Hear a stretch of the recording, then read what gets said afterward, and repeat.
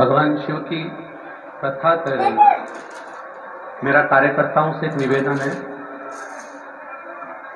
जितने भी प्रशासन के अधिकारी यहाँ लगे हैं उनसे एक निवेदन करना चाहूंगा। व्यासपीठ से नहीं करना चाहिए पर फिर भी हम बोल रहे हैं। इधर जितने भी प्रशासनिक अधिकारी खड़े हैं आप गेट बंद कर दीजिए, चाहे वीआईपी हो चाहे वीवीवीआईपी हो, किसी को मत आने दीजिए। आप दरवाजा बंद कर दीजिए। आप बिल्कुल, मेरा प्रशासन के अधिकारियों से निवेदन, ना तो मुझे वायलेंटरों से कहना है ना कार्यकर्ताओं से कहना है, ना जितने बाउंसर लगे हैं उनसे कहना है।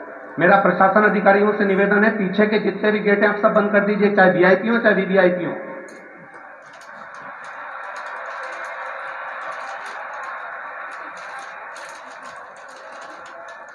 जिनको कथा सुनना है हकीकत में, वो सवेरे 6 बजे से आकर बैठे हुए हैं।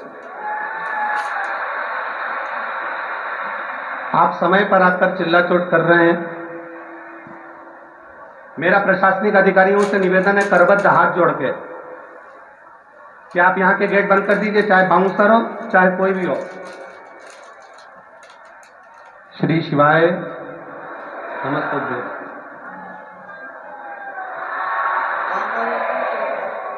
शिव कथा कर रही है, भगवान शंकर का संवाद कर रहा है।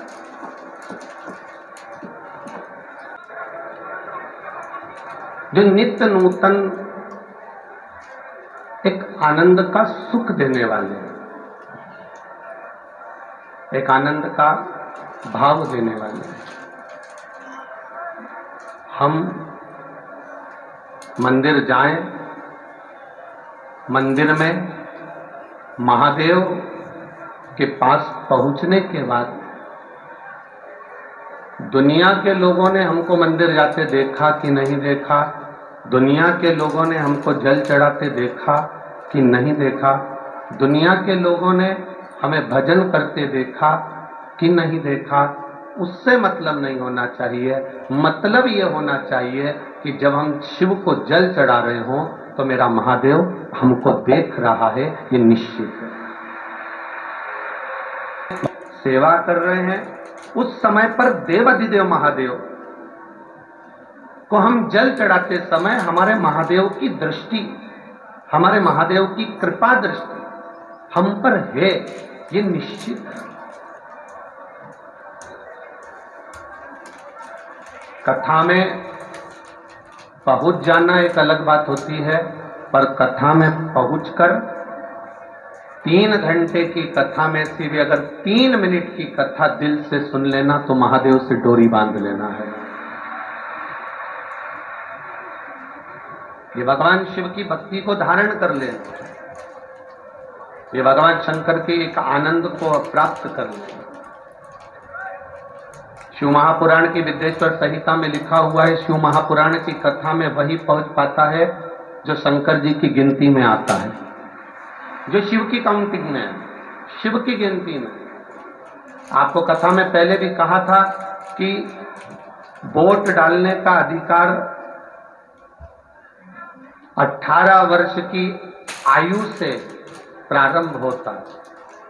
बोलो सही है कि गलत है? बोलो रे बरहानपुर वालों, सही है।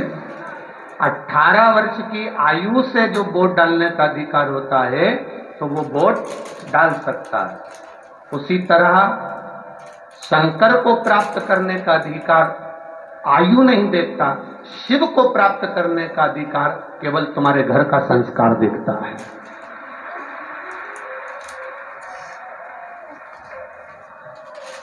आप भगवान की भक्ति में कितने लगे हो, आप भगवान के स्मरण में कितने लगे हो, आप भगवत कीर्तन में कितने लगे हो, ये हमारे घर का संस्कार बताता है।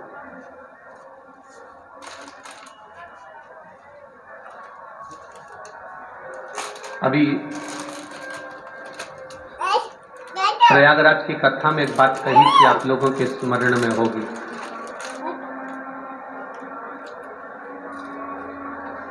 कि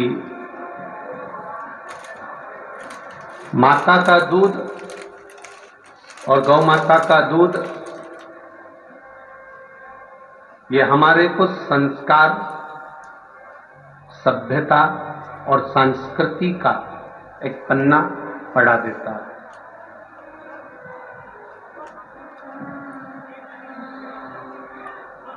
गलत विचारों से हमको दूर कर देता है। हम श्रेष्ठ विचारों की ओर आगे बढ़ जाते हैं।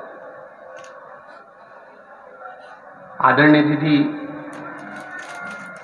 अर्चना जी चिटनीस जी ने जो बाहर एक बड़ा बोर्ड लगा है इस मंडी प्रांगण में प्रवेश का,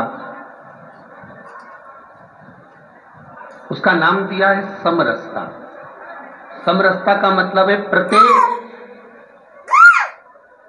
जीव जिसके भीतर किसी न किसी रूप में परमात्मा समाया हुआ है, किसी न किसी रूप में वो भगवत भजन की ओर, परमात्मा की ओर अग्रण्य हुआ है, वो सभी एक भाव के साथ में अग्रण्य होते हैं।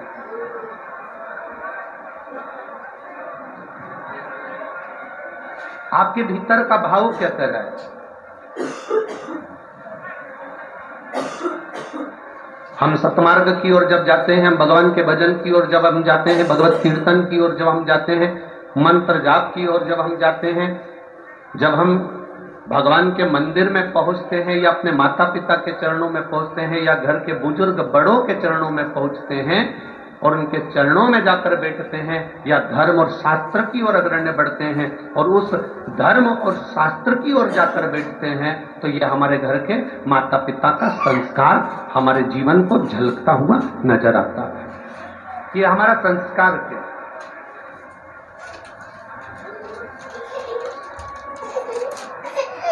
फिर कहेंगे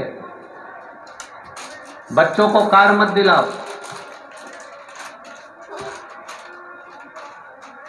बच्चों को कार दिलाने की जरूरत नहीं है। बच्चों को कार दिलाओगे तो बच्चे एक ना एक दिन कार बेचकर अपना कर्जा चुकाएंगे। हाँ, बच्चों को यदि आपने संस्कार दिला दिया तो कर्जा बच्चा जिंदगी में कभी नहीं करेगा, बल्कि दूसरे को देने का हक रखेगा। कार और संस्कार दोनों आनंद का है।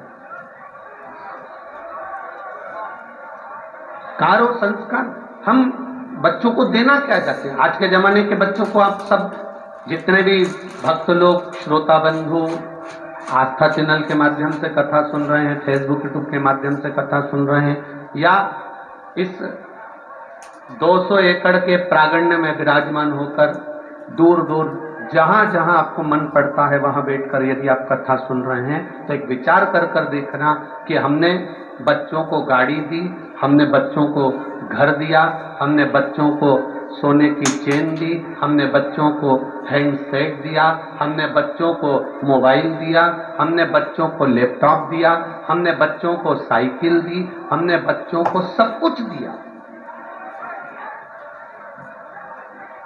ऐसा कोई व्यक्ति नहीं है जो अपने बच्चे को कुछ नहीं देता।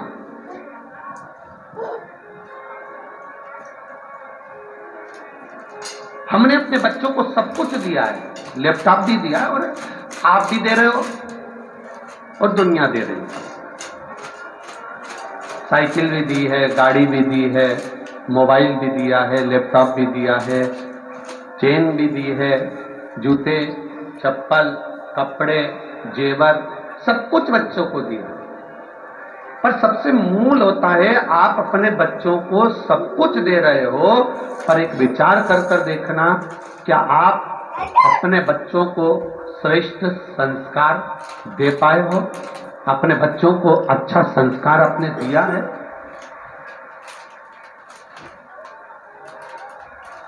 श्रेष्ठ संस्कार क्या आपने अपने बच्चों को प्रदान किया है? सब कुछ दिया आपने, मना नहीं है, सब कुछ दिया और दोगे,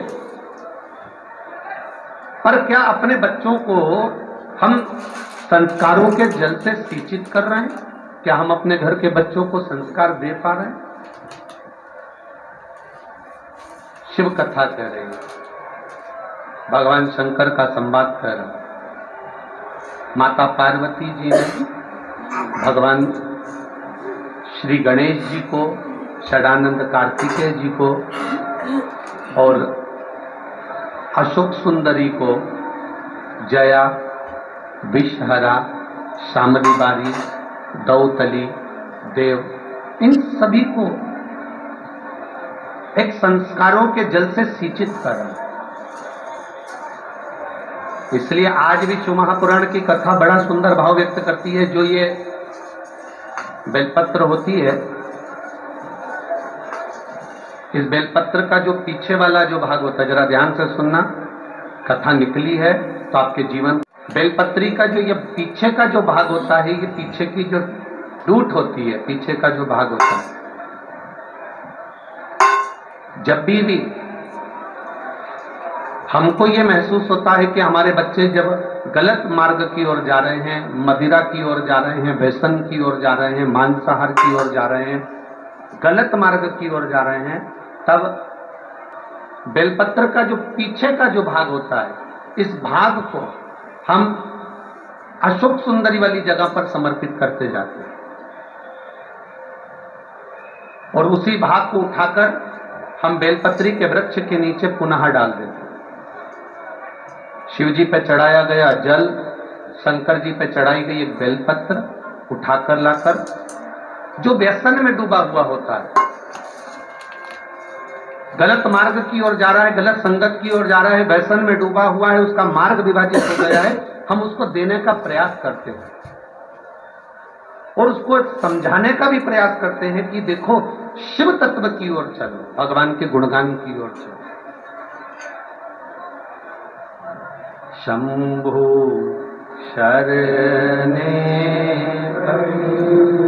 मांगू घड़ी ने घड़ी, दुख काटो दया करी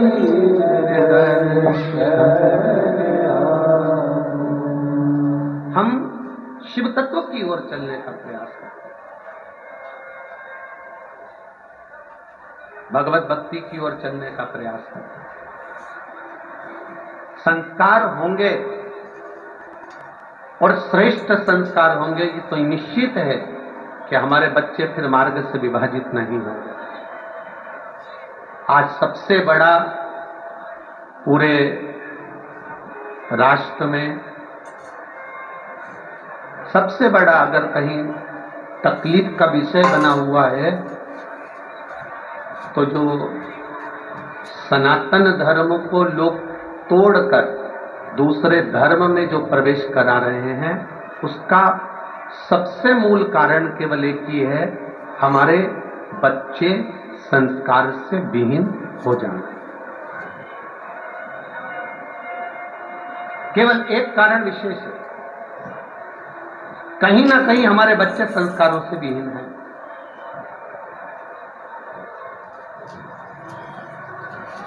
कहीं ना कहीं हमारे बच्चे संस्कारों से दूर होते चले गए। शिव कथा कर रहे हैं, भगवान शंकर का संवाद कर रहे हैं।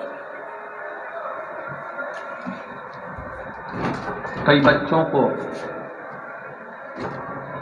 माता पिता समझा भी नहीं पाते।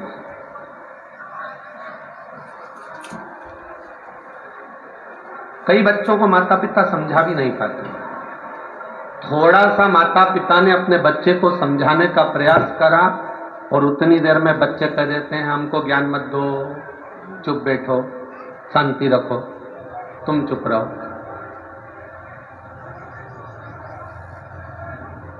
तुम चुप रहो, हमको ज्ञान मत दो, शांति रखो। कई माता पिता अपने बच्चे को समझाने का प्रयास करते, ऐसा नहीं कि नहीं समझाते। कोई माता पिता ऐसा नहीं होता जो अपने बच्चे को ना समझा, समझाएगा, ज्ञान भी देगा।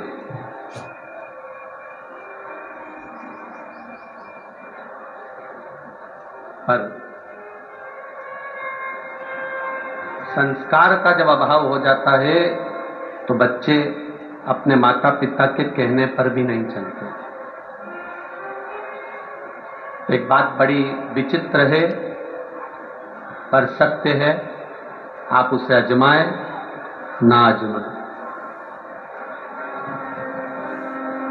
जिस पत्नी के लिए आप दिन भर मेहनत करते हो, जिन बच्चों के लिए आप दिन भर मेहनत करते हो, घर, गाड़ी, बंगला, सोना चांदी, हीरा पन्ना सब बनाया, सब कुछ जोड़ा, व्यापार भी जमाया, फैक्ट्री भी जमाई, घर भी जमाया, सब कुछ जमाया। जिन बच्चों के लिए, जिन पत्नी के लिए, परिवार के लिए आपने सब कुछ जोड़ कर रखा, सब कुछ।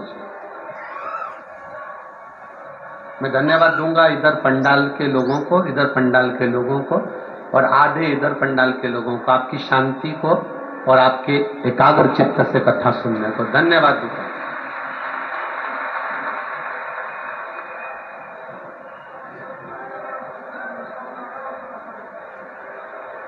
एक बात, कार्यकर्ता हो चाहे आने वाले यात्री हो, ये समझ जाएं कि इतने लाखों लोग, ये 5-5, 6-6 लाख लोग केवल 3 घंटे की कथा के लिए आए और आप आगे बैठने के चक्कर में बढ़ कर इतने लाखों भक्तों का हृदय क्यों तोड़ रहे हो? जरा विचार करिएगा।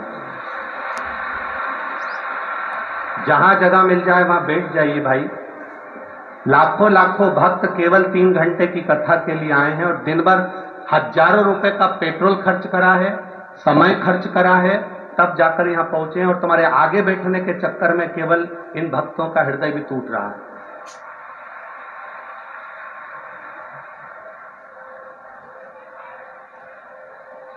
बोल काशी विश्वनाथ भगवान की। शिव तत्व कह रहा, भगवान शंकर का संवाद कर रहा, शिव कथा कह रही है।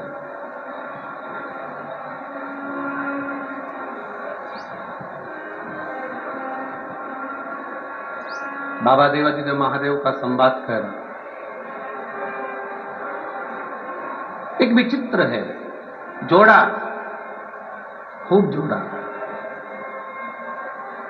दिया, बेटों को दिया, परिवार को दिया, प्रत्येक व्यक्ति करता है, कोई भी, केवल आप अलग से नहीं हो ना हम अलग से, प्रत्येक व्यक्ति करता है। पर शिव महापुराण की कथा एक बात और अच्छे से कहती है, मान लो कमाकर हमने बच्चों को भी दिया, पत्नी को भी दिया, परिवार को भी दिया, और वही बच्चे, वही पत्नी, वही परिवार यदि आपके विपरीत चले तो उसमें श्रेष्ठता नहीं होती है, उसमें श्रेष्ठता नहीं। मेरे देवादिदेव महादेव जब काशी की धरा पर विराजमान थे, काशी की भूमि पर बैठे हुए थे, मां गंगा जी का पावन तट था, मां गौरा, मां भवानी, मां दुर्गा उनके करीब में बैठी हुई। तब षडानंद कार्तिकेय जी का आगमन हुआ और षडानंद कार्तिकेय जी का जब आगमन होता है, षडानंद कार्तिकेय जी जब पधारे तो माता पार्वती जी के पास में बैठकर षडानंद कार्तिकेय जी ने एक निवेदन, एक विनय किया।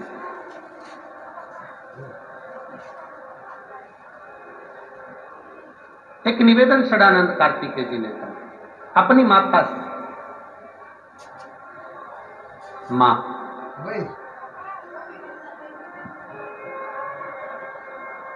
ये काशी अभिमुक्त नगरी है, काशी में जिसके प्राण छूट जाते हैं वो दूसरी बार पृथ्वी पर जन्म नहीं लेता, मुक्त हो जाता है। ये वो काशी,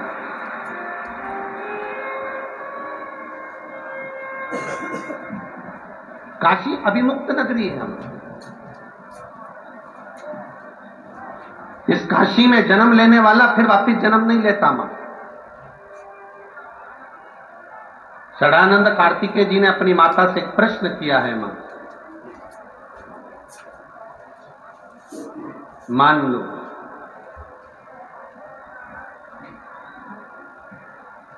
किसी कारणवश काशी से बाहर, काशी को छोड़कर कहीं दूसरी जगह कोई स्थान, जैसे अपन मान लो बरहानपुर है, सीहोर है, लातूर है, भुसावल है, या जलगांव है, या आदि जितने भी स्थान हैं आसपास के, खंडवा समझ लो, खरगोन समझ लो, जो भी आपकी चित्तवृत्ति में आ जाए। ये सदानंद कार्तिकेय जी का बड़ा भारी प्रश्न है अपनी माता से। मां, मान लो काशी में जिसके प्राण छूटते हैं वो मुक्त हो जाता है, वापिस जन्म नहीं लेता, पर एक निवेदन है, अगर किसी का आगमन काशी में नहीं हुआ हो, वो काशी में नहीं पहुंचा हो, और मान लो वो फिर जन्म ना लेना चाहे, मुक्त होना चाहे, तो उसके लिए क्या करना पड़ेगा? तब माता पार्वती जी ने कहा, अगर भूल से भी जो व्यक्ति के प्राण छूट रहे हैं, और अगर मान लो प्राण छूट भी गए, अगर भूल से भी बेलपत्री के वृक्ष की मात्र छाया उस पर पड़ जाती है, तो उसकी मुक्ति निश्चित हो जाती है।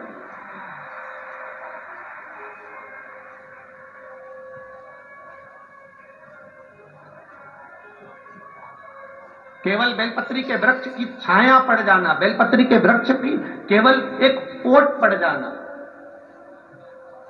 ये कई लोग वास्तु के अनुसार कह देते हैं साहब कि घर के ऊपर मंदिर की छाया नहीं पड़ना चाहिए। बोलो सही है कि गलत है? कई लोग ऐसा कहते हैं कि अपने घर के ऊपर मंदिर की छाया नहीं पड़ना चाहिए।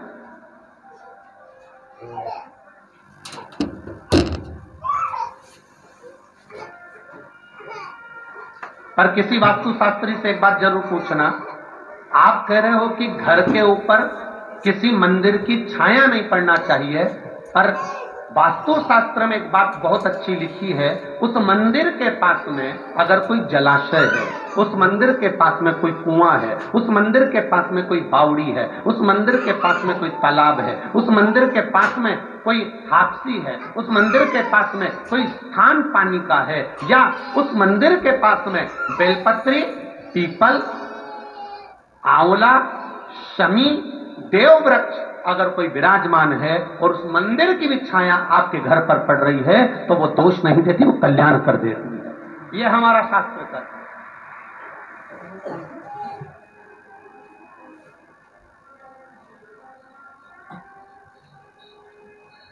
कहने वालों ने कह दिया कि मंदिर की छाया नहीं पड़ना चाहिए, मतलब मंदिर से दूर चले जाओ।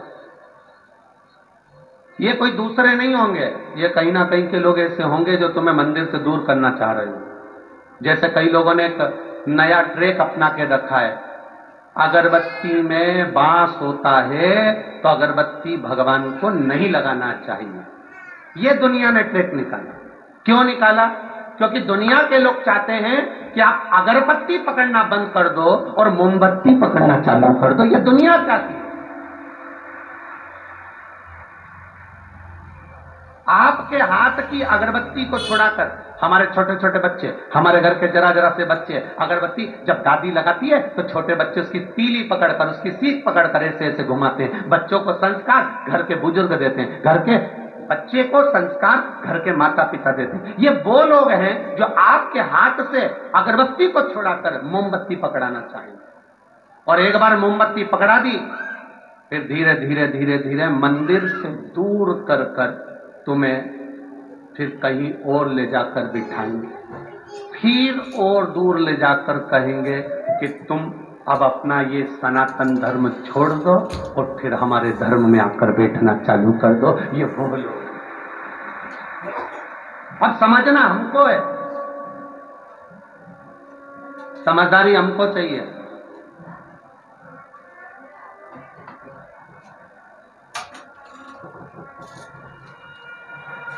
जो ज्यादा अक्ल देना तुमको कि अगरबत्ती नहीं लगाना चाहिए, तो भगवान को 2 अगरबत्ती ज्यादा लगाओ और भगवान से कहो कि ये 2 अगरबत्ती ज्यादा हमने इसलिए लगाई है कि जो हमको अक्ल दे रहा है वो किसी और को अक्ल नहीं दे।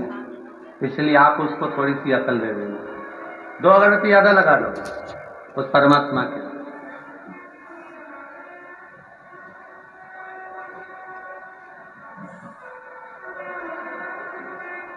गुरु द्रोणाचार्य के घर में बेटे ने जन्म लिया अश्वत्थामा ने, शिव जी की कृपा से प्रकट हुआ। अश्वत्थामा के मित्रों ने आटे को पानी में घोलकर पिला दिया और कह दिया ये दूध है। पिता ने देख लिया, पिता की दृष्टि पड़ गई और बेटा पिता के गले लगकर बोलता है, बाबा, पिताजी, आज पहली बार मैंने गाय का दूध पिया है, पहली बार गौ माता के दूध का पान किया है। अश्वत्थामा कह रहा है अपने पिता से, जिसकी उम्र मात्र 4 वर्ष की है। केवल 4 वर्ष की आयु में अश्वत्थामा अपने पिता से कह रहा है कि मैंने गाय का दूध पी लिया।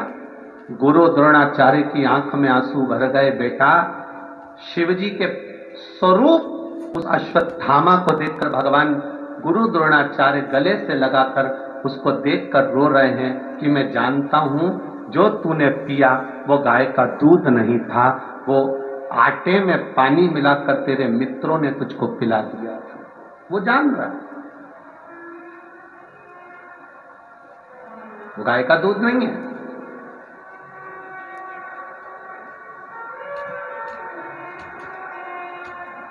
आज गुरु द्रोणाचार्य ने अश्वत्थामा को कंधे पर लिया और कंधे पर लेकर गुरु द्रोणाचार्य अपने बेटे को लेकर घर पहुंच गए।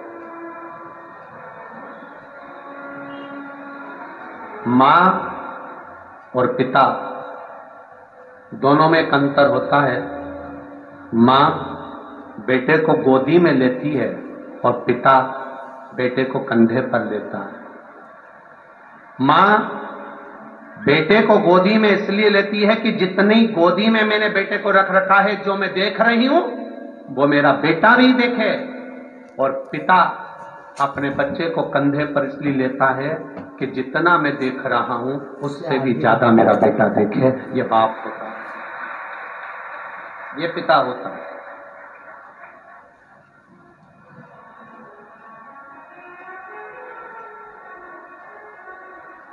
मुझसे ज्यादा मेरा बेटा देखना चाहिए। गुरु द्रोणाचार्य गले में लगाकर कंधे पर बिठाकर अश्वत्थामा को अपने घर पर लेकर गए। कुटिया में पहुंचकर कृपी देवी ने देखा, अश्वत्थामा की मां ने देखा, मेरा बेटा आया है। आज गुरु के घर से बेटा जल्दी आ गया। आज गुरु के घर से बेटा जल्दी आया है। क्या बात है? पूछा, बेटे से नहीं पूछा, गुरु द्रोणाचार्य से कृपी देवी ने पूछा, स्वामी आज आप बेटे को साथ में लेकर क्यों आ गए? कारण क्या था? कारण क्या है जो बेटे को लेकर आए हो आप? कहा, साइड के चोंगे की आवाज बढ़ाओ, उधर साइड के, इधर साइड वाले चोंगों की आवाज।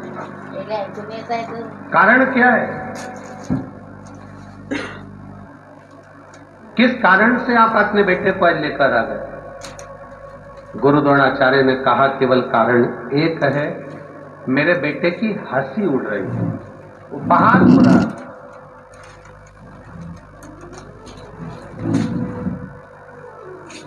मेरे बेटे की हंसी उड़ रही है, उपहास हो रहा है, इसलिए मैं उसको लेकर आ गया।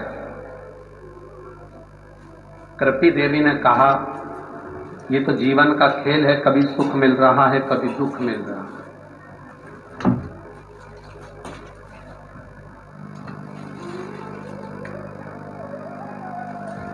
आज के समय में जो गरीब है वो सबसे ज्यादा सुखी है।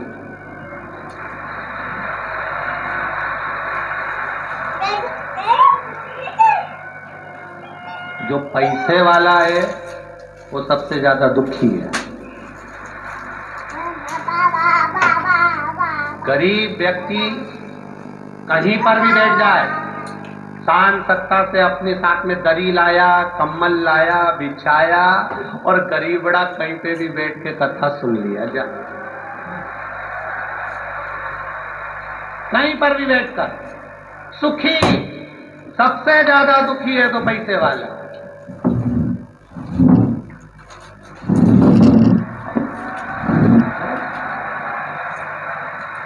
मैं यहां बैठूंगी? No no no.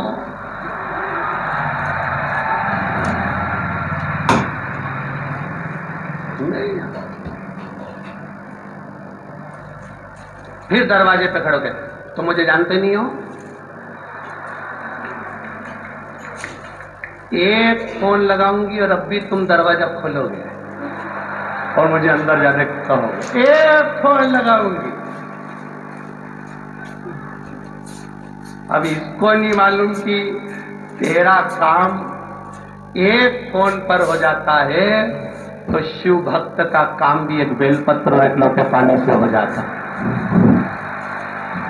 कहना कठिन है महाराज, बहुत कठिन। थोड़ा दुनिया का सबसे जो गरीब है वो सुखी है, कितनी मस्ती में बैठा रहा भैया, एकदम अलमस्त होकर चकाचक, उसे कोई मतलब नहीं। बस वो तो उठता और जहां पर अर्चना दीदी और उनकी पूरी टीम ने जहां भोजन की व्यवस्था करी वहां जाता है, भोजन करता, नहाया धोया और फिर अपनी जगह पे आकर बैठ गया। और जो सुखी सुख, और इनके सुख का एक आनंद बरहानपुर वाले छोड़ना मती, इनके सुख का आनंद लेना। तो रात्रि के समय पर जब ये बैठे हों और भजन चारों तरफ चल रहा हो, ये नजारा बरहानपुर में बार बार नहीं मिलेगा। चारों तरफ बैठकर ये भजन करते हैं, चारों तरफ जहां इनको मौका मिल जाता है, ग्रुप बनाया, भजन गाया, नाचे कूदे, स्मरण करा, ढोलक तबला खंजरी मंजरी सब साथ में लेकर चलते हैं। और इनके भजन का जो आनंद आता है वो जीवन में कहीं नहीं मिल सकता। और मैं बरहानपुर के एक एक व्यक्ति को धन्यवाद दूंगा कि बरहानपुर का एक एक सेठ, एक एक व्यक्ति इन शिव भक्तों की सेवा में लगा हुआ है। कोई पोया, कोई हलवा, कोई फल बांटने में लगे हुए।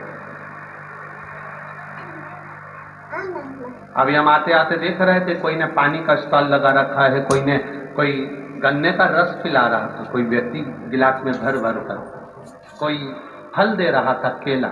हम देख रहे थे, बड़े बड़ी साधुता है साहब, बहुत। कोई बिस्कुट के पूड़े। क्या करोगे? शंकर की कथा बांचने वाला, शंकर की कथा करवाने वाला, शंकर की कथा सुनने वाला और शंकर की कथा में सेवा करने वाला कोई दूसरा नहीं होता, मेरा देवाधिदेव महादेव होता है, कोई दूसरा नहीं। आप अगर कथा में सेवा कर रहे हो, लगे हुए हो, जल वितरण कर रहे हो, भोजन करा रहे हो, कार्यकर्ता बनकर सेवा कर रहे हो, तो भी तुम शिव हो। जो सुन रहा है वो भी शिव है, और जो करा रहा है, जो करा रहा है वो भी शिव है। यह आपके भीतर की भक्ति का बल है।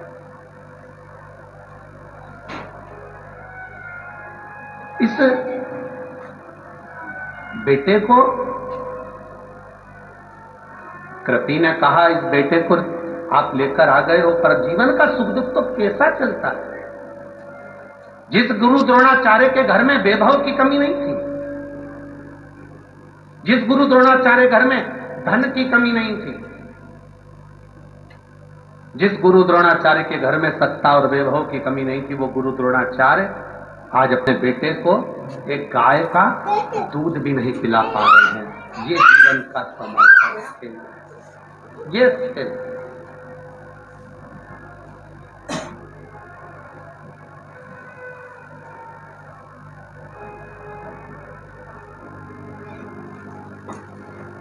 इसीलिए परभणी की कथा में कहा था, वक्ता और वक्त ये दोनों सामने आएंगे।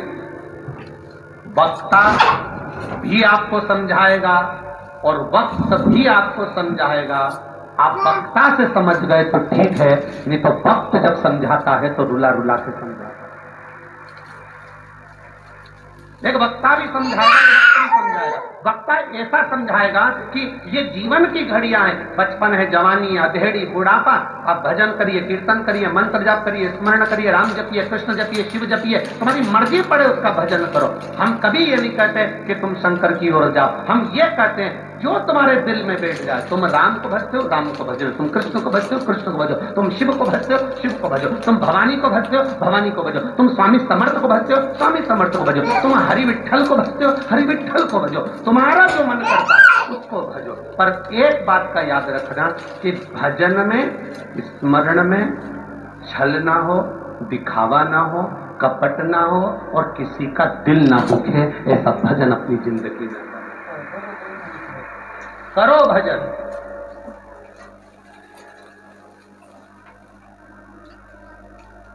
शिव के मंदिर जाने के लिए, शिवालय जाने के लिए तो हम कहते हैं, क्यों कहते हैं? क्योंकि जीते जी चले जाओगे तो अच्छा है, नहीं तो मरने के बाद तो शमशान जाना ही है।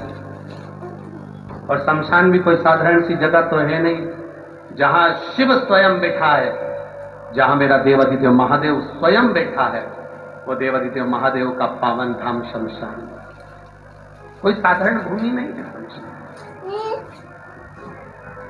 अपनी चित्तवृत्ति को रमाइए।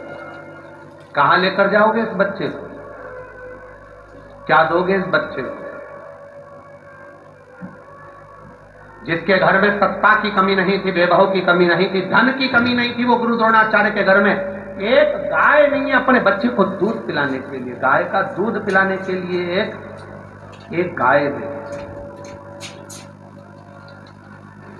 बेटे के मुख पर आटे में पानी मिला हुआ जो पिया था वो बेटे के मुख पर लगा था।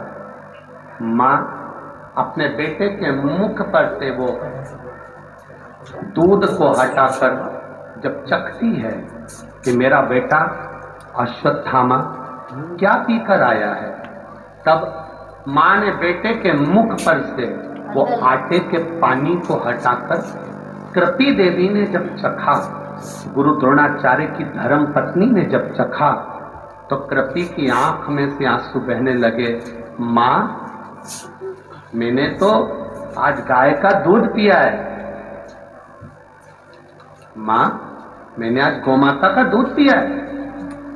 मां ने जैसे ही उसके होठों को हाथ लगाया, चखा, तो वो दूध नहीं था, आटा और पानी का घोल था जिसको अश्वत्थामा ने पिया था।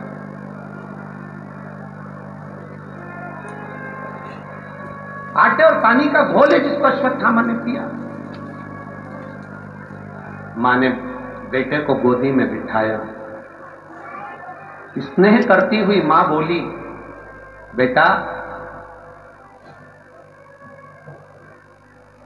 आपने कभी गाय के दूध का स्वाद नहीं लिया, इसलिए आपको मालूम नहीं है कि गौ माता का दूध का स्वाद क्या होता है। आपने अभी जो पिया है केवल वो आटे का पानी था जो तुम्हारे मित्रों ने तुम्हारी हंसी उड़ाने के लिए तुमको वो आटे का पानी दे दिया था। मां, सबसे ज्यादा दूध गौ माता का किनको मिलता है? अश्वत्थामा ने अपनी मां से पूछा।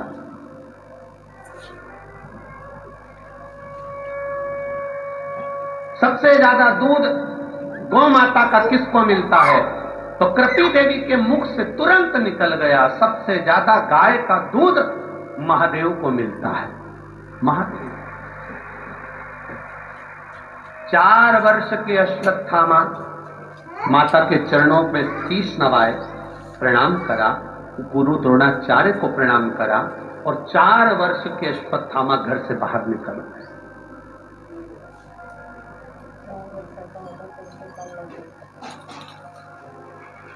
ये जितने बच्चे यहां कथा सुन रहे हैं, उन बच्चों से निवेदन करूंगा और उनकी माताओं से निवेदन करूंगा कि अपने बच्चे को संस्कार देना सीखो, और बच्चों से निवेदन है सुनकर निभाना सीखो।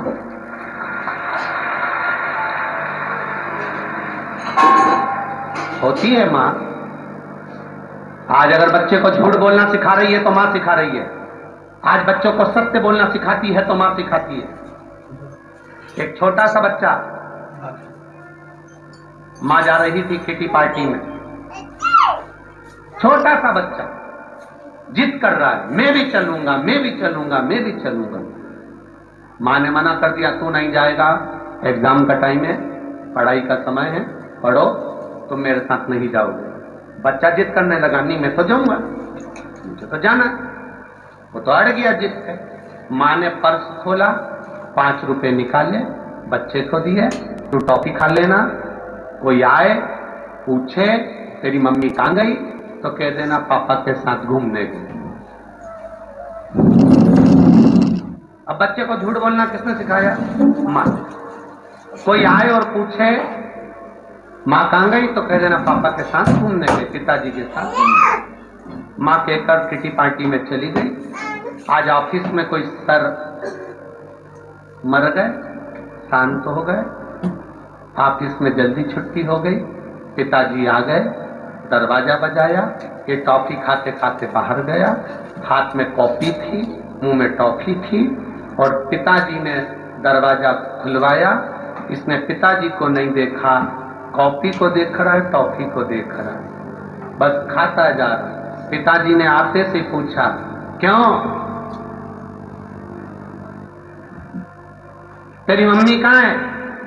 कि वो तो पिताजी के साथ घूमने गई। पिताजी ने एक थप्पड़ धर के दिया, तो थारा बाप यहां खड़ा है, पिता यहां खड़ा है, वो किसके साथ चली गई? झूठ बोलना हमने सिखाया। मायके से थोड़ा सा सामान बहुएं लेकर आती है, थोड़ा सा सामान मायके से लेकर आती है, खाने का सामान थोड़ा सा लाती है, अपनी अलमारी में ताला लगा के रख देती है। रोज बच्चा स्कूल जाता है, चुपचाप से निकाल कर दे देती है, दादी को मत बताना। और अगर दादी पूछे तो कह देना पड़ोस वाली आंटी ने दिया। मेरा नाम मत बोलना, नाना नानी का नाम मत बोलना। हो बच्चे को झूठ बोलना सिखा दिया, बच्चा बड़ा हो गया, झूठ बोलते बोलते बच्चा बड़ा हो गया। बड़ा होने के बाद बच्चे की शादी हो गई, शादी होने के बाद उसकी पत्नी आ गई, पत्नी आने के बाद पत्नी को वो घुमाने ले गया खंडवा।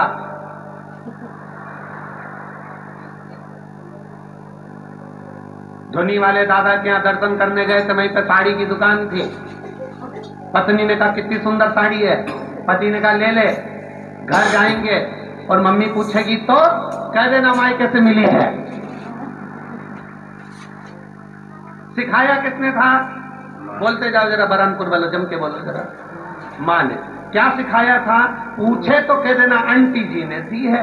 उस बच्चे ने बड़े होकर अपनी पत्नी को भी सिखा दिया कि कुछ भी मिले तो कह देना मायके से मिली है। अब सास को मालूम है ये मायके से नहीं मिली, ये मेरे छोरे ने दिला, ये मैं अच्छे से जानती हूँ। अच्छा, जितनी चतुर होती है ना डोकरियों बहुत चतुर होती है, ईमानदारी की बात है, बहुत चतुरता होती है। वो तो कभी कभी ये झांसा में आ जाए, नहीं तो एक एक बूढ़ी बूढ़ी माताएं, एक बार बुजुर्ग पिता अपने बेटे के झांसे में आ जाएगा, पर बुढ़िया कभी नहीं, भूल के भी। बूढ़ी बूढ़ी माताएं तो कभी जाते नहीं। एक छोटा सा बच्चा दादी की गोद में बैठ कर बोला, दादी ओ दादी। दादी बोली हाँ। पड़ोस में वो लल्लू लेता है ना, हाँ, उसके घर में आज बूंदी का रायता बना है, बूंदी बनी है, सेव बना है, पूड़ी बनी, चने की सब्जी बनी। दादी बोली बेटा उसकी दादी मर गई ना, इसलिए उसके यहाँ बारवा है। इतने में पोते ने दादी का गाल पकड़ के बोला, अपने घर कब बनेगा? दादी ने एक घर के दिया उसको, एक उधर मेरी गोदी से नीचे। मेरा मारने का प्लान बना रहा है, उतर जाए। हम क्या दे रहे हैं बच्चों को? सुबह से शाम तक हम अपने बच्चों को झूठ बोलना सिखाते हैं, सुबह से शाम। फिर वही बच्चा बड़े होकर झूठ बोलता है तो हमको बुरा लगता है। क्या दिया हमने?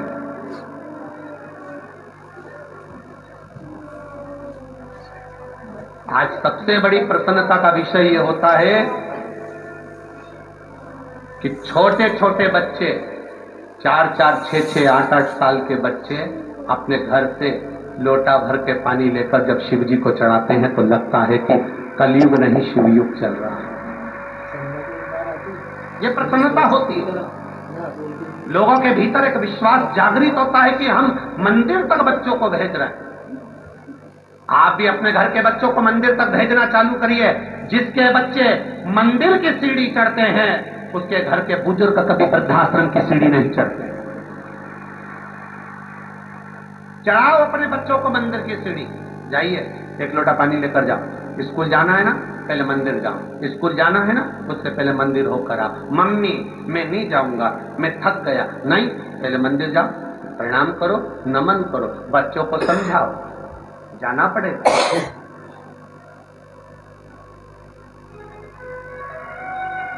जाओ मंदिर तक, पहुंचो मंदिर तक। अश्वत्थामा 4 साल के, कृपी देवी ने कह दिया सबसे ज्यादा दूध महादेव को लगता है, महादेव को चढ़ता है, महादेव को प्राप्त होता है। बस अश्वत्थामा ने अपनी माता को प्रणाम करा, गुरु द्रोणाचार्य के चरणों में शीश नवाया और अश्वत्थामा 4 वर्ष के निकल गए। प्रहलाद जी 4 वर्ष के भजन में लग गए थे। ध्रुव जी महाराज 4 वर्ष के भजन में लग गए थे। मीराबाई 4 वर्ष की भजन में लग गई थी। कर्माबाई 4 वर्ष की भजन में लग गई थी। देव ऋषि नारद 4 वर्ष के भजन में लग गए थे। संत तुकाराम 4 वर्ष के भजन में लग गए थे। नामदेव जी 4 वर्ष के भजन में लग गए थे।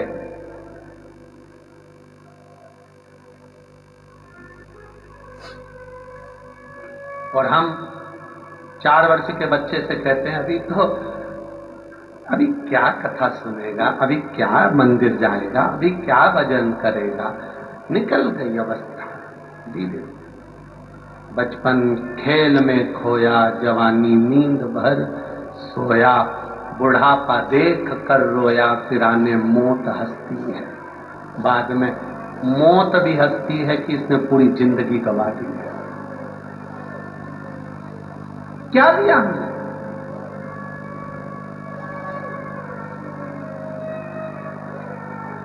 क्या प्रदान करा हमने? शिव कथा करें। अश्वत्थामा घर से बाहर निकलता है। 4 वर्ष के बच्चे को रोकने का प्रयास करती है मां, परंतु ध्रुव जी महाराज की माता ने भी ध्रुव जी को 4 वर्ष की अवस्था में नहीं रोका। प्रहलाद जी की माता ने प्रहलाद जी को 4 वर्ष की अवस्था में नहीं रोका। मीराबाई की मां ने मीरा को 4 वर्ष की अवस्था में नहीं रोका। कर्माबाई की माता ने 4 वर्ष की अवस्था में कर्मा को नहीं रोका। तो यहाँ कृपी देवी ने भी अश्वत्थामा को 4 वर्ष की अवस्था में नहीं रोका। अश्वत्थामा चले गए घर से बाहर।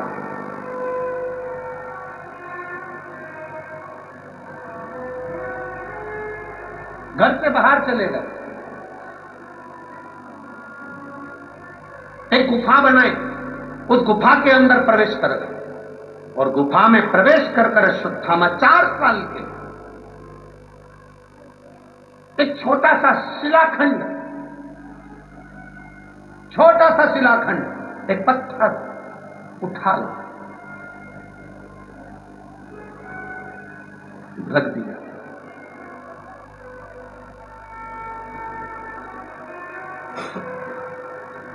छोटा सा शिलाखंड, एक पत्थर रख दिया।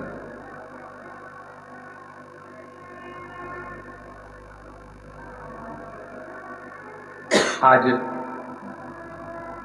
दीदी अर्चना चिटनीस जी ने एक बहुत सुंदर बात गाड़ी में चलते चलते दीदी ने कही कि गुरुजी, भगवान विष्णु के जन्म की कथा आती है, भगवान ब्रह्मा जी के जन्म की कथा आती है,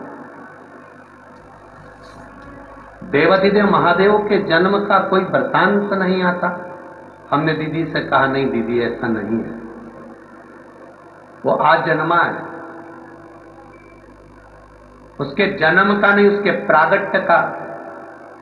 जैसे राम जी के प्रागट्य का वर्णन आता है, भगवान कृष्ण के प्रागट्य का वर्णन आता है, भगवान विष्णु के प्रागट्य का वर्णन आता है, भगवान ब्रह्मा के प्रागट्य का वर्णन आता है, वैसे मेरे महादेव के प्रागट्य का भी वर्णन आता है।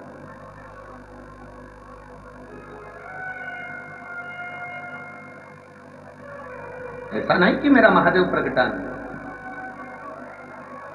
प्रगटा।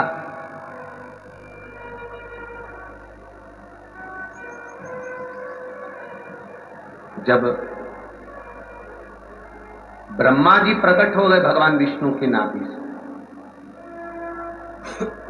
बड़े ज्ञानी थे ब्रह्मदेव, बड़े ज्ञानी। तब ब्रह्मा जी ने भगवान विष्णु से प्रश्न किया, आप मेरे पिता हो, क्योंकि मेरे को जन्म देने वाले, प्रकट करने वाले आप हो, आप मेरे पिता हो।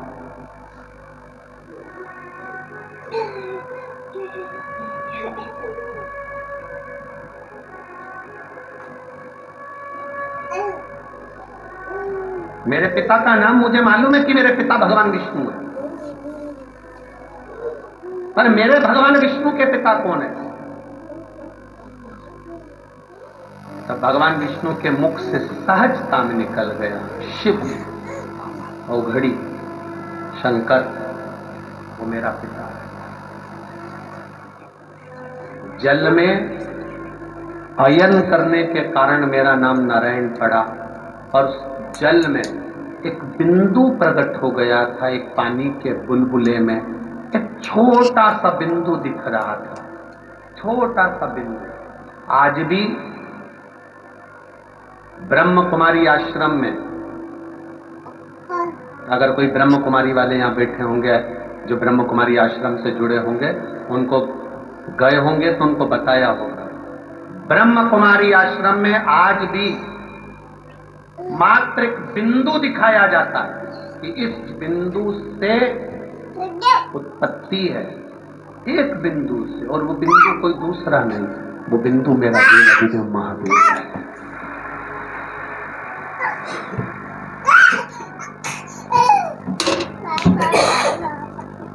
बिंदु कोई दूसरा नहीं। भगवान विष्णु ने सहज भाषा में कर दिया, मुझे प्रकट करने वाले भी शिव है, मुझे शिव का दर्शन करना है। ब्रह्मा जी और भगवान विष्णु ने एक पर्वत को घुमाना प्रारंभ करा, घर्षण करना प्रारंभ करा, पर्वत घूमना जब प्रारंभ हुआ, घूमते घूमते घूमते घूमते पर्वत ने एक अग्नि के स्तंभ की आकृति प्रकट कर ली, और एक लिंगायत आकृति प्रकट कर कर खंबे में से मेरा देवाधिदेव महादेव प्रकट हो गया। शिव जी ने प्रकट होकर भगवान विष्णु और ब्रह्मा जी से कहा, मेरा स्वरूप इस पृथ्वी पर प्रकटा नहीं है, तुमने जो शिवलिंग की आकृति बनाई है, ये मेरा स्वरूप प्रकटा, ये मेरा स्वरूप प्रकटा।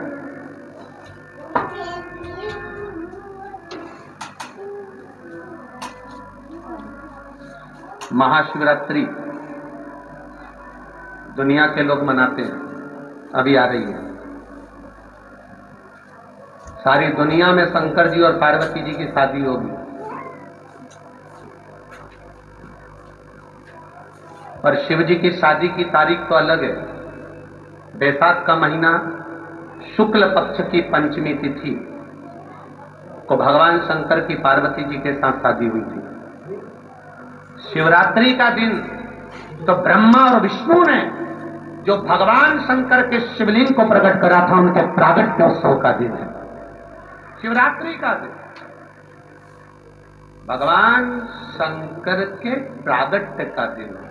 हाँ, तो दुनिया के लोगों ने कहा फिर शिवजी और पार्वती जी की शादी का क्रम क्यों मनाया जाता है? शिवजी और पार्वती जी की शादी तो वैशाख शुक्ल पक्ष की पंचमी को हुई थी, पर यही माता पार्वती का एक अवतार हुआ था, उमा का अवतार, जिनका विवाह भगवान महेश के साथ हुआ था, जिससे उमा महेश का विवाह हुआ। उन महेश के वंशजों में बहुत सारे महेश्वरी बंधुओं का आप दर्शन करते होंगे। महेश्वरी समाज की उत्पत्ति उमा और महेश्वर से हुई। तो जो उमा माता और भगवान महेश का विवाह हुआ था वो शिवरात्रि के दिन हुआ था, इसलिए हम उसको पार्वती और शिव के विवाह से जोड़ लेते हैं।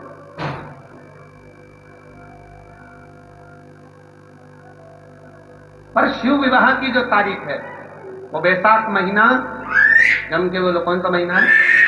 वैशाख का शुक्ल पक्ष की, जम के बोलो जरा, पंचमी तिथि के दिन देवादिदेव महादेव का विवाह हुआ था। शिवरात्रि के दिन विवाह बनाते हैं, मंगल विवाह का उत्सव भी करते हैं। क्यों? क्योंकि यही पार्वती का एक अवतार उमा के रूप में हुआ। पार्वती का तो 52वें नंबर का जन्म है, 52 नंबर पर पार्वती का जन्म हुआ। इससे पहले पार्वती मैया 51 जन्म ले चुकी थी। कात्यायनी, कुष्मांडा, स्कंदा, उमा, सती, भैरवी, कमला, बगला, ध्रुमावती, ऐसे माता पार्वती के पहले अवतार हो चुके हैं। 51 अवतार माता पार्वती के पहले हो चुके हैं। इसलिए मेरे देवादिदेव महादेव के गले में जो मुंडों की माला पड़ी होती है वो 51 मुंडों की माला पड़ी हुई है। शिव जी के गले में 51 मुंडों की माला है। कभी मेरे महाकाल बाबा का दर्शन करना, महाकाल बाबा के दर्शन करोगे तो महाकाल बाबा के गले में आप कभी चांदी के मुंडों की माला देखना। चांदी के मुंडों की जो माला दिखेगी वो महादेव के बाबा के किसी पंडित से, किसी पुरोहित से, किसी पूजन करने वाले से, महादेव की आराधना करने वाले से पूछना ये मुंडे किसके हैं, तो बता देंगे ये पार्वती जी ने जो जन्म लिए हैं। बार बार माता पार्वती के जो प्राण छूटते हैं, भगवान शंकर ने वो पार्वती के मुंडों को अपने गले में धारण कर रखा है, अपने गले में धारण कर रखा है।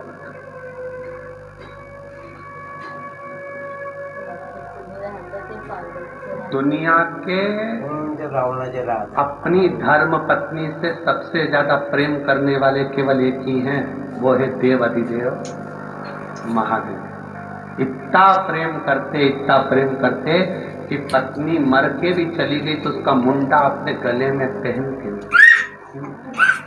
और आज का आदमी होता तो मरते से दूसरी का विचार कर लेता कि सुनाना है।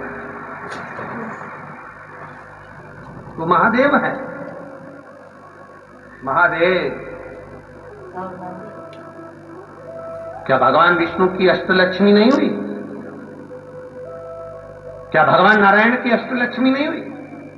पर मेरे नारायण के गले में कभी तुमने अष्टलक्ष्मियों का स्मरण नहीं देखा होगा, केवल एक लक्ष्मी को देखा होगा। पर मेरा महादेव 51 चली गई, उनके मुंडों को भी अपने गले में धारण कर रखा है। वो मेरा देव अधिदेव महादेव है, जो नारी का सम्मान करना जानता है, स्त्री का आदर करना जानता है, सत्कार करना जानता है। किसी धर्म में दूसरे धर्म में नारी का जितना सम्मान नहीं होता उतना सनातन धर्म में होता है, उतना सनातन धर्म में होता है।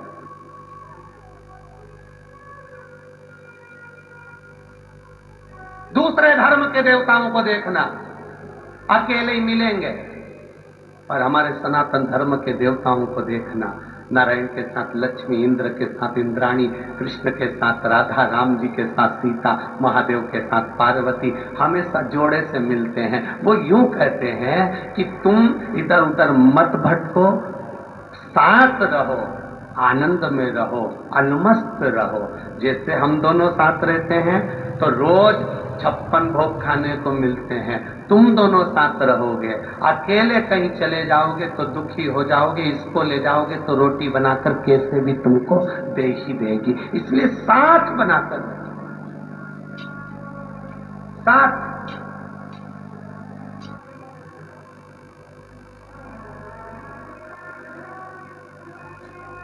अपना बनाकर चले।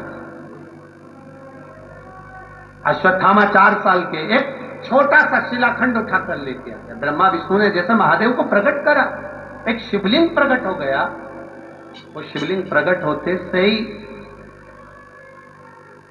शिवलिंग प्रकट हुआ, ब्रह्मा जी की बुद्धि में नहीं बैठा, ब्रह्मा जी की चित्त वृत्ति में नहीं बैठा, तो ब्रह्मा जी ने कहा इस शिवलिंग के चरण कहां है, सिर कहां है? मैं मस्तक का पता लगाता हूं, ब्रह्मा जी कह रहे हैं, और आप नारायण चरण का पता लगाओ। भगवान विष्णु पताल में गए, तलातल रसातल जाते गए, चरण नहीं मिले, भगवान विष्णु वापिस आ गए। ब्रह्मा जी ऊपर जाते गए जाते गए जाते गए, शीश नहीं मिला। ब्रह्मा जी को लगा नीचे जाते से मेरी हंसी उड़ जाएगी।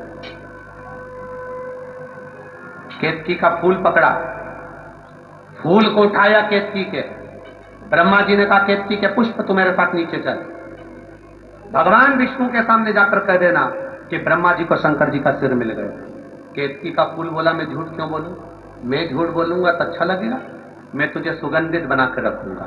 आगे चलते चलते गाय मिल गई, गौमाता को ब्रह्मा जी ने कहा गौमाता रुको, नीचे चलो और भगवान विष्णु के सामने चलकर कह देना कि ब्रह्मा जी को भगवान शंकर का शीश मिल गया।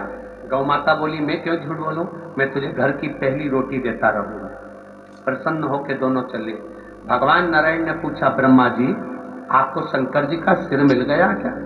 ब्रह्मा जी बोले मैं बाद में बताऊंगा, पहले आप बताओ शंकर जी के चरण मिले क्या भगवान नारायण आपको? नारायण ने सत्य कह दिया, मुझे चरण नहीं मिला। आकाशवाणी हो गई शिवलिंग में से, नारायण आपने सत्य बोला, इसलिए आज से आपका नाम सत्यनारायण होगा।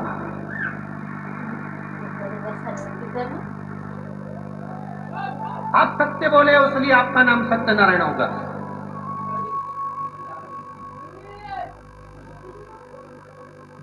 ये सत्यनारायण जी की कथा है। आप लोगों ने कथा करवाई सत्यनारायण जी की? कितने लोगों ने करवाई घर में? जम के तो हाथ उठाओ जरा, जो जो कथा करायो करायो, रख लो रख लो रख लो, सबने कराई है। और कराई है तो मतलब नहीं कराते रहना चाहिए, पर आपने पंडित जी ने कथा करी होगी, उसमें वर्णन करा होगा। एक गरीब ब्राह्मण था, किसी को कथा करते देखा, सत्यनारायण भगवान की कथा सुनी, फिर उसने कथा कराई। सही है, बोलते जाओ।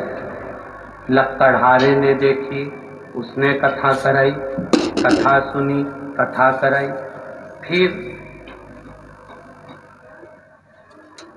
फिर आगे वर्णन आया, बनिए ने कथा कराई, कथा सुनी, फिर उसका पति पानी में डूब गया, फिर उसने कथा कराई, फिर एक राजा ने कथा सुनी।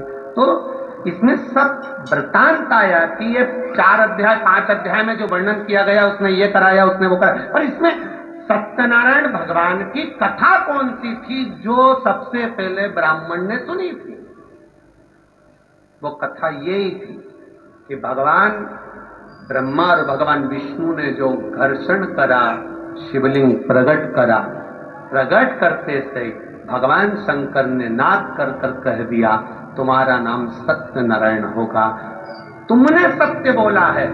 संसार का जो मनुष्य एक कलश पर श्रीफल केल के खंभ रखकर मेरी आराधना, आपकी आराधना करेगा, सुनो नारायण, उसके मनवांछित फल को मैं स्वयं पूर्ण करूंगा। तब से ये सत्यनारायण कथा का वृतांत चला। सत्यनारायण भगवान की कथा कहां से निकली है? स्कंद पुराण से। ये स्कंद पुराण वृतांत मिला।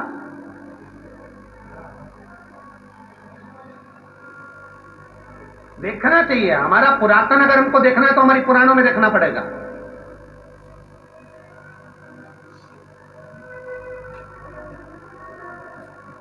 आपकी सही प्रॉपर्टी देखना है आपको तो तहसील जाना पड़ेगा, और सही परमात्मा को पहचानना है तो शिव महापुराण में आना पड़ेगा।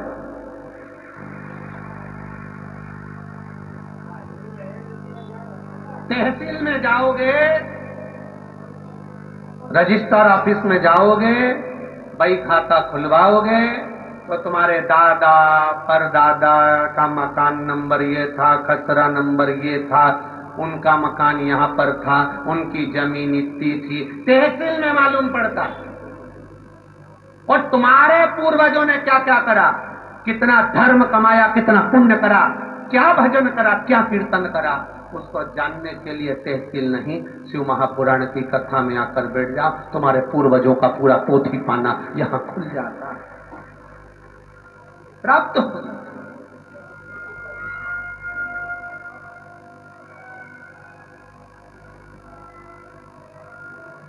भगवान नारायण ने कह दिया सत्य बोले, बोलो, सत्य बोलने में कुछ नहीं आता, इसलिए मरने पर भी लोग बोलते जम जम के राम नाम, जम के तो बोलो, अरे बोलो तो सत्य। कितना डर रहे हो, बोल लो अच्छे से, अपन मर जाएंगे, जब दूसरे बोलेंगे अपन कब बोलेंगे, फिर तो मौका है बोलने का, उसको कोई दिक्कत की, राम नाम सत्य। हम तो हमेशा कहते दिवाली मिलने जाओ ना तो किसी के यहाँ हैप्पी होली हैप्पी दिवाली मत कहा करो, डायरेक्ट जाकर कहा करो काका जी राम नाम सत्य है। काका जी कुर्सी से नीचे गिर जाएंगे, मेरा बुरा चाहती है? नहीं नहीं नहीं, जिंदगी में बहुत असत्य बोला, दिन भर मोबाइल पर झूठ, दिन भर झूठ झूठ झूठ झूठ झूठ। कम से कम अब जो जिंदगी बची है उसको सत्यमय जी लो, थोड़ा सा सत्य बोल लो, उसी का नाम है राम नाम। एक सत्य, केवल एक सत्य।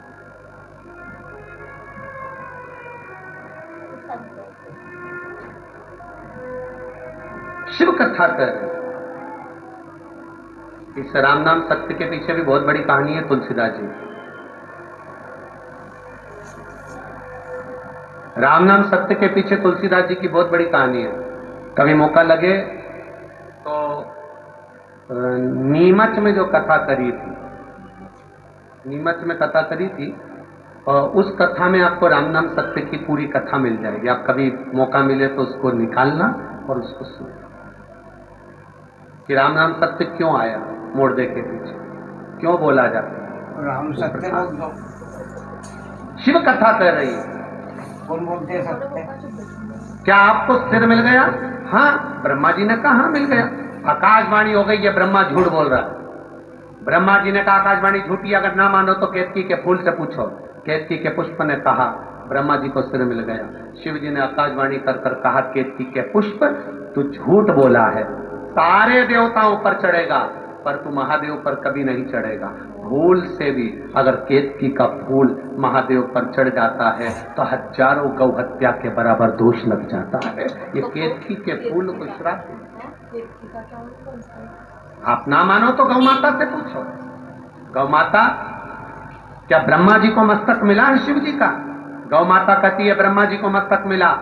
भगवान शंकर ने आकाशवाणी कर कर कहा गौ माता तू जगत की मां होकर तू झूठ बोली है, मैं तुझे श्राप देता हूं गौ माता, तेरी पूंछ, पांव, पेट, सींग, आंख, मुख, नाक सब कुछ पूज्य होगा, पर तेरी जिह्वा से, तेरे मुख से तूने झूठ बोला है, इसलिए तेरा मुख अपूज्य होगा। सनातन हिंदू धर्म में सारे मंदिरों की परिक्रमा आगे से होती है, पर सनातन हिंदू धर्म में गौ माता की परिक्रमा पीछे से चालू होकर पीछे समापन होती है।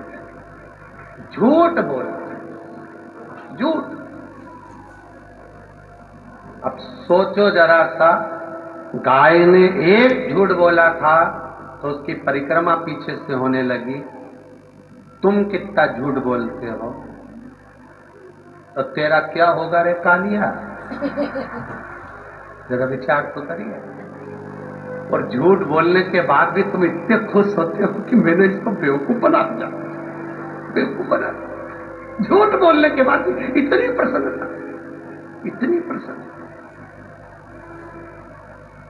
मत बुरे कर्म कर वरना पछताएगा, भगवान की आंखों से तू बच नहीं पाएगा, तू बच नहीं पाएगा, अरे ओ अज्ञानी मत करना। ये बड़ा कठिन है। क्यों झूठ बोलना, क्यों प्रपंच करना, क्यों छल, क्यों छल? ब्रह्मा जी ने फिर झूठ बोला। शिव जी को क्रोध आया, पांव के अंगूठे से नख तोड़कर फेंका, काल भैरव को प्रकट कर लिया। काल भैरव, ब्रह्मा का सिर काट दे। काल भैरव ने अपनी चीटी उंगली का नख तोड़कर जो फेंका, ब्रह्मा जी का सिर कट गया। सिर कटकर लुढ़कता लुढ़कता गया, ब्रह्मा जी के उस कटे हुए सिर में से रक्त बहता चले गया, जिससे एक नदी प्रकट हो गई, जिसका नाम कर्मनाशा हुआ। आज भी उत्तर प्रदेश में ये कर्मनाशा नदी बहती है, जिसके घाट पर उत्तर प्रदेश गवर्नमेंट ने लिख कर रखा है, इसमें हाथ मत करना। पूरी दुनिया की केवल एक नदी है कर्मनाशा, जिस कर्मनाशा नदी में पक्षी भी चोंच नहीं डालता, कुत्ता भी पानी नहीं पीता। ये वो कर्मनाशा है जिसका छींटा अगर शरीर पर लग जाए, उस पानी का एक अंश शरीर पर लग जाए, तो उसकी 7 पीढ़ी में जो तुमने दान, पुण्य, व्रत, उपवास जो कुछ करा होता है वो सब नष्ट हो जाता है। वो कर्मनाशा नदी का जल का छींटा है। लोग दूर रहते हैं कर्मनाशा से। झूठ बोल गए ब्रह्मा। भगवान विष्णु ने ब्रह्मा जी के कटे हुए सिर को देखा, भगवान शिव की आराधना करी भगवान नारायण ने। ये कटा हुआ सिर कहां जाएगा, आप कृपा करिए। तब भगवान नारायण बार बार विनती करे तो शिव जी ने वो कटे हुए सिर को बट वृक्ष बना दिया, बड़ का पेड़ बना दिया और कह दिया, इस बड़ के पेड़ को मैं निर्माण कर रहा हूं। भगवान विष्णु ने कहा, आप कुछ वर नहीं दोगे? शंकर भगवान ने कहा, नारायण आपके कहने से इस बट वृक्ष को मैं वर देता हूं, इसके नीचे मैं स्वयं विराजमान होऊंगा, जो बटकेश्वर महादेव के नाम से पूजा जाऊंगा। शिव जी का नाम बटकेश्वर महादेव है। बटकेश्वर महादेव। शिव महापुराण की कथा कहती है, कितना भी कर्जा हो जाए, कितना भी कर्जा हो जाए, एक निवेदन, कर्जा कितना भी हो जाए पर मरने का प्लान मत बनाना। कई लोग कहते हैं हमारे बहुत कर्जा हो गया, अब तो मर जाऊं तो अच्छा। हम भी कह देते हैं मर लो, मर, रखे का है। अगर मरने से कर्जा चूक जाता है तो मरने में कहा जाता है। मरोगे, दूसरा जन्म लोगे, दूसरा जन्म लेके तीसरा लोगे, कर्जा तो चुकाना पड़ेगा, कर्जा तो चुकाना पड़ेगा। एक कथा आपको पहले सुनाइए। एक सेठ जी सबको उधार पैसा देते थे। एक चोर को मालूम पड़ गया सेठ जी के पास बहुत माल है। सेठ जी उधार देते थे तो कागज पे लिख लेते थे, इस जन्म में दोगे कि अगले जन्म में दोगे। जो चतुर होता था वो कह देता था इस जन्म में, जो खाने की उम्मीद रखता था वो कहता था अगले जन्म में ले जाओ। सेठ जी सबको उधार देते। चोर भी चले गए, उसने भी उधार मांग लिया, तिजोरी देख ली, रात को आके छुप गया। कहां छुपा? जहां पर सेठ जी की बहुत सारी भैंस बंधी हुई थी, उस तबेले में, उस भैंस के बाड़े में जाके छुप गया। सेठ जी जाए, मैं तिजोरी चुरा के ले जाऊं।